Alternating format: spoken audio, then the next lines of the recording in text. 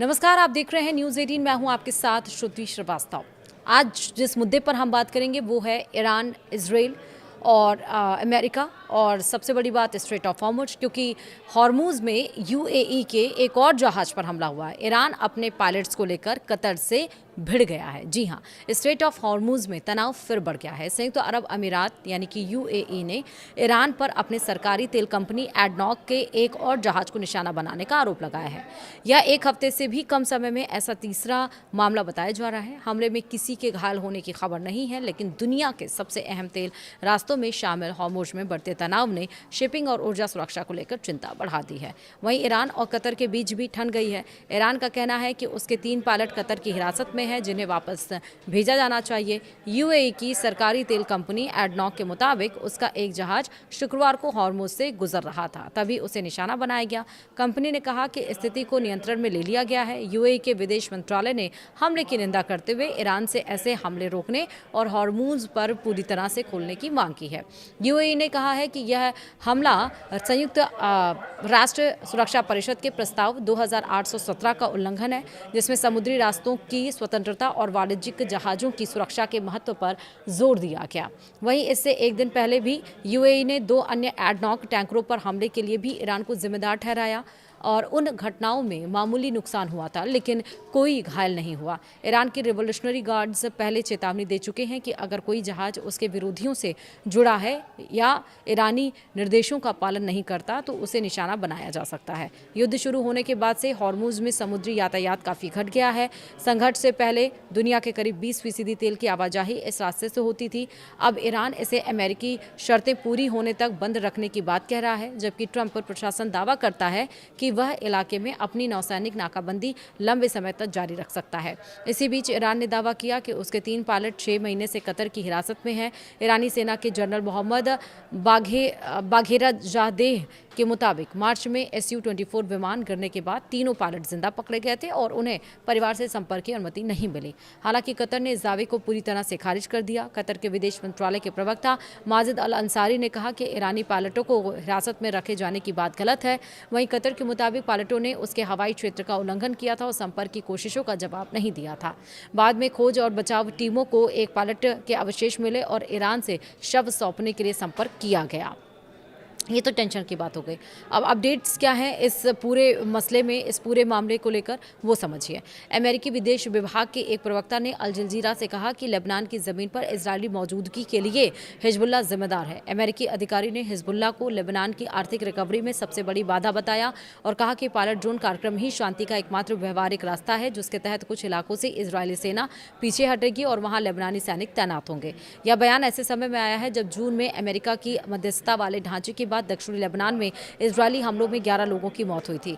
वहीं board college के middle eastern studies के प्रोफेसर जियाद अबू रिश ने कहा है कि लेबनान में इजरायल की नीति का असर आम लोगों पर पड़ रहा है। उन्होंने दावा किया कि 2 मार्च से इजरायली बलों के हमलों में लेबनान में 4300 से ज़्यादा लोग मारे गए हैं और 12,000 से ज़्यादा घायल हुए हैं, जबकि करीब 90,000 घर क्षतिग्रस्त या तबाह हुए हैं और लगभग 6 लाख लोग विस्थापित हैं। अबू रिश के मुताबिक इजरायल की कार्रवाई सिर्फ हिजबुल्लाह के खिलाफ नहीं बल्कि लेबनानी आबादी पर भी असर डाल रही है। वहीं स्थानीय अधिकारियों के मुताबिक दक्षिणी सीरिया के कुनेत्रा इलाके में अल रफीद के पास लगी आग को सिविल डिफेंस टीमों ने बुझा दिया। कुनेत्रा मीडिया निर्देशालय ने बताया कि आग इजरायली सेना की ओर से दागे गए फ्लेयर्स के कारण लगी थी। घटना में किसी के घायल होने की जानकारी नहीं है। वहीं अनादोलू एजेंसी के मुताबिक इजरायली सेना ने अल रफीद में छापेमारी कर कई घरों की तलाशी भी ली। ईरान के विदेश मंत्री अब्बास अराक्ची ने कहा है कि ईरान और ओमान हॉर्मुज जलडब्लू मध्य में नई शिपिंग लेन तय करने को लेकर जल्द किसी नतीजे पर पहुंच सकते हैं, लेकिन इससे जलमार्ग तुरंत नहीं खुलेगा। आरक्षी के मुताबिक हॉर्मुज खोलने के लिए अमेरिका को प्रतिबंध हटाने और ईरान की संपत्तियां जारी करने समेत अन्य शर्तें पूरी करनी होंगी। अमेरिका के साथ बातचीत फिर शुरू करने पर अभी कोई फैसला नहीं हुआ है और कतर और पाकिस्तान दोनों देशों के बीच संदेश पहुंचा रहे हैं। इस बीच डोनाल्ड ट्रंप ने कहा है कि ईरान को हराने के बाद हॉर्मुज को अमेरिकी क्षेत्र घोषित किया जाएगा, जिस पर तेहरान ने जवाब दिया कि यह जल डमरू मध्य ईरान का था और रहेगा। वहीं वार्ड कॉलेज के विशेषज्ञ जियाद अबू रुश के मुताबिक इजराइल लेबनान पर हमले बढ़ाकर दक्षिणी हिस्से पर कब्जे और हिजबुल्लाह के खिलाफ अपनी सख्ती दिखाना चाहता है। उन्होंने अल जजीरा से कहा कि शनिवार के हमले, जिनमें 11 लोगों की मौत हुई, युद्ध विराम के बाद से जारी एक पैटर्न का हिस्सा है, जिसमें उनके मुताबिक इजराइल को अमेरिका की ओर से हिजबुल्लाह और लेबनानी नागरिकों पर कार्रवाई की छूट मिली हुई है। वहीं अबू रुश ने कहा है कि युद्ध विराम सिर्फ नाम का रहा है और दक्षिणी लेबनान की आबादी लगातार इजरायली कब्जे और हमलों के बीच रह रही है। उनके मुताबिक युद्ध विराम के दरमियान दक्षिणी लेबनान में नागरिक ढांचे को बड़े पैमाने पर नुकसान पहुंचा है, जिसमें घर, अस्पताल, स्कूल और कृषि भूमि शामिल है। हमास के राजनीतिक ब्यूरो प्रमुख खलील अल अहया के नेतृत्व में एक उच्च स्तरीय प्रतिनिधिमंडल गाजा युद्ध विराम समझौते पर बातचीत के लिए मिस्र की राजधानी काहिरा पहुंचेगा। आंदोलू एजेंसी के मुताबिक प्रतिनिधिमंडल मिस्र की जनरल इंटेलिजेंस सर्विस के प्रमुख हसन राशिद से मुलाकात करेगा और युद्ध विराम को मजबूत करने के प्रयासों पर चर्चा करेगा। वहीं आपको बताएं कि प्रतिनिधिमंडल में मोहम्मद दरविश, खालिद मशाल, जाहिर जाबरीन और बासिम नईम भी शामिल हैं। यह दौरा ऐसे समय में हो रहा है जब नेतन्याहू ने ट्रंप की उस योजना को खारिज कर दिया है। इजरायली प्रधानमंत्री बेंजामिन नेतन्याहू के प्रवक्ता डोरॉन स्लीपमैन ने कहा है कि लेबनान में हालिया इजरायली हमले बातचीत को रोकने के बजाय उसे आगे बढ़ाने में मदद कर सकते हैं। लेबनानी अधिकारियों के मुताबिक शनिवार के हमलों में 11 लोगों की मौत हुई, जिनमें कई बच्चे शामिल थे। इजरायल ने कहा कि यह हमले हिजबुल्लाह के हमले में उसके 3 सैनिकों के गंभीर रूप से घायल होने के बाद किए गए और निशाना संगठन का मुख्यालय था।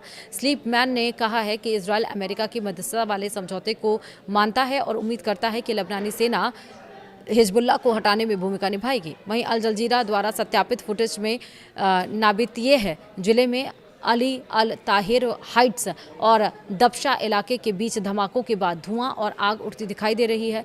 अल मनार टीवी के मुताबिक ये धमाके इलाके में इजरायली हवाई हमलों का नतीजा थे। यह हमले लेबनान में अमेरिकी मध्यस्थता वाले युद्ध विराम के बाद इजरायली हमलों के सबसे घातक दिन के बाद हुए हैं, जिसमें कम से कम 11 लोगों की मौत हुई है। इससे पहले इजरायली सेना ने कहा था कि हिजबुल्लाह के ड्रोन हमले में उसके 3 सैनिक घायल हुए हैं। अधिकारियों के मुताबिक हूतियों ने शनिवार को सरकार के नियंत्रण वाले मारीब शहर में 4 बैलिस्टिक मिसाइलें और 4 ड्रोन से हमले किए, जिसमें घरों और वाहनों को नुकसान पहुंचा है। मारीब गवर्नेट के अनुसार एक अन्य मिसाइल अल शरीका इलाके की एक बेकरी पर गिरी है, जिसमें एक नागरिक घायल हुआ है। यमन के सूचना मंत्रालय ने इसे खतरनाक बढ़ोतरी बताया। इसके बाद ताइज के पास सरकारी बलों ने ड्रोन हमले में 3 हूती लड़ाकों के मारे जाने का दावा किया। हाल के हफ्तों में यमन में हिंसा बढ़ी है और संयुक्त राष्ट्र ने चेतावनी दी है कि देश 2022 के युद्ध विराम के बाद फिर से बड़े पैमाने के युद्ध की ओर बढ़ने के सबसे ऊंचे जोखिम में है। वहीं अधिकारियों के मुताबिक हूतियों ने शनिवार को सरकार के नियंत्रण वाले मारीब शहर में 4 बैलिस्टिक मिसाइल और 4 ड्रोन से हमले किए, जिसमें घरों और वाहनों को नुकसान पहुंचा। मारीब गवर्नेट के अनुसार एक अन्य मिसाइल अल शारिका इलाके की एक बेकरी पर गिरी, जिसमें एक नागरिक घायल हुआ है। यमन के सूचना मंत्रालय ने इसे खतरनाक बढ़ोतरी बताया, जिसके बाद से 23 के पास सरकारी बलों ने ड्रोन हमले में 3 हूती लड़ाकों के मारे जाने का दावा किया। हाल के हफ्तों में यमन में हिंसा बढ़ी और संयुक्त राष्ट्र ने चेतावनी दी कि 2022 के युद्ध विराम के बाद फिर से बड़े पैमाने के युद्ध की ओर बढ़ने के सबसे ऊंचे जोखिम में है ये।